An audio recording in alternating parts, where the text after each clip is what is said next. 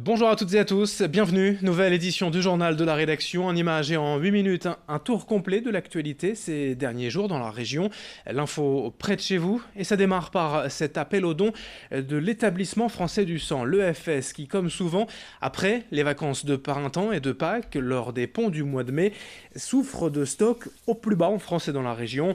L'EFS qui collecte le sang, le plasma et les plaquettes manque de donneurs actuellement, près de 10 000 dons sont nécessaires chaque jour en France pour soigner les milliers de malades ayant besoin de transfusion. Pour cela, il y a les centres de dons permanents à Lille et à Dunkerque, mais aussi les collectes mobiles. Il y en a forcément une bientôt près de chez vous. Pour savoir où donner votre sang, il suffit d'aller sur le site dondesang.efs.santé.fr. C'est important en ce moment. Explication au micro de Vincent Vieillard. Actuellement, rien ne remplace le sang humain, bien évidemment, et que les produits sanguins ont une durée de vie limitée dans le temps, et notamment les plaquettes, dont une durée de vie à 5 jours. Donc on est obligé de prélever quotidiennement pour pallier à ces besoins de plaquettes qui sont primordiales. Les besoins sont primordiaux pour les patients. Les stocks sont généralement très tendus en période de vacances, vacances d'été, où un appel est bien souvent lancé également, puisque les donneurs sont sur le lieu de vacances, et également à chaque petite vacances scolaires qui reviennent maintenant très régulièrement toutes les 6 semaines. Difficultés souvent également en période hivernale avec les épidémies, grippe et gastro-entérite. Un mot d'emploi également si vous aimez l'aventure, les voyages, l'animation. Le Club Med recherche en ce moment près de 700 personnes en France et sera dans quelques jours dans la région pour 2 sessions de recrutement à Lille et à Dunkerque. Que vous soyez animateur, prof de sport, serveur, cuisinier, la société cherche de nouveaux talents pour animer ses clubs de vacances à travers le monde. Il faut donc aimer le voyage et être prêt à passer plusieurs mois loin de chez soi. Notez que l'entreprise propose des postes en alternance pour passer ses diplômes en travaillant. Pour ce recrutement, le Club Med sera à Dunkerque le 21 mai et à Lille le 22. Explication avec un recruteur joint par téléphone.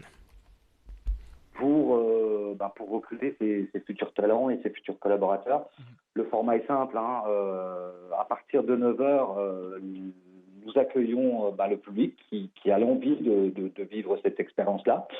Et ils assistent également à une présentation de l'entreprise qui dure une petite heure. Et ensuite, pour ceux qui ont l'envie de poursuivre l'aventure avec nous, s'enchaînera un entretien de recrutement avec nos recruteurs qui seront présents. Dans les talents qu'on recherchera, et ça fait partie de notre ADN, il faudra toujours un équilibre entre le savoir-faire et le savoir-être. On attendra des gens qui ont de l'enthousiasme, la notion de service, la gentillesse, l'envie d'aller vers les autres.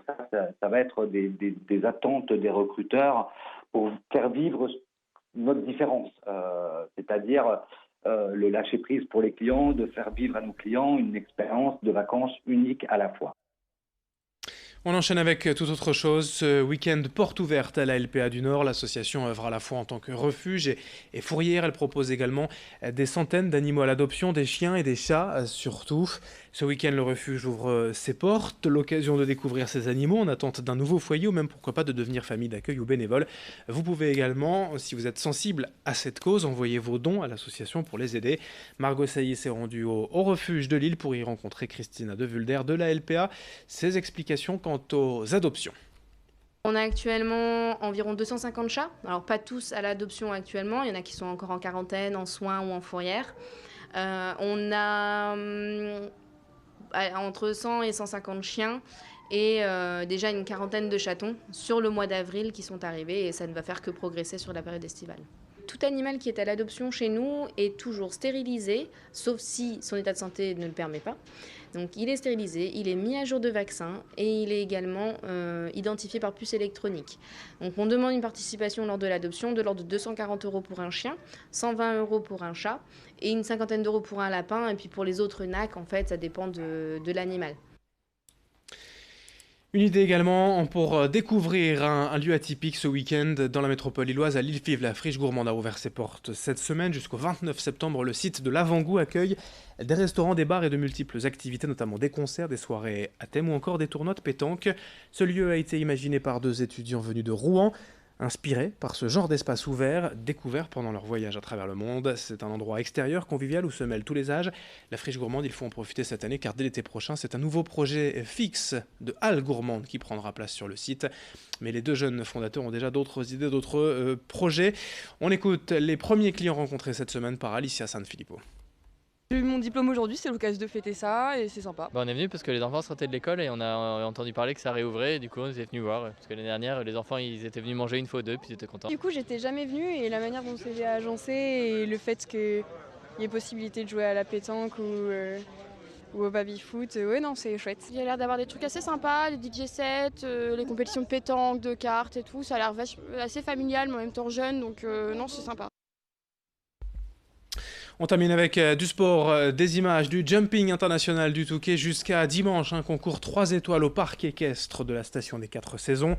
550 chevaux, 250 cavaliers, près d'une vingtaine de nationalités représentées. 20 000 spectateurs durant l'événement. Ce concours, une belle affiche en soi, constitue aussi pour les écuries une répétition générale, un entraînement si l'on peut dire, avant d'autres compétitions à venir, notamment le jumping de la Baule dans 15 jours. Avant le clou du spectacle et la compétition ce dimanche, jeudi et vendredi, les phases qualificatives, 1m45 de hauteur d'obstacle le jeudi, 1m50 de hauteur vendredi, et puis la compétition, on la vraie, dimanche, comme l'explique le chef de piste international Jean-Philippe Desmarais, interrogé pour nous par Louis Caillé. C'est une épreuve de vitesse, c'est plutôt une mise en jambe pour la suite des journées, c'est-à-dire que c'est une première qualif qui est un petit peu moins haute que ce qu'il va y avoir demain, un petit peu moins difficile, c'est plutôt une mise en jambe. Par contre, ça nous amène quand même à amener quelques difficultés justement parce qu'il faut commencer à préparer les chevaux et les cavaliers à la finalité de dimanche. Pour beaucoup de cavaliers, c'est une répétition. C'est aussi important pour eux de concourir sur un terrain en herbe, parce que c'est les conditions qu'ils vont retrouver à la Baule. Et puis, certaines équipes sont venues préparer la Baule ici, notamment l'équipe du Brésil, par exemple. Fin de cette édition, merci à vous de l'avoir suivi. Dans un instant, d'autres informations à suivre. Ravi d'être en votre compagnie. On se retrouve dès le prochain quart d'heure.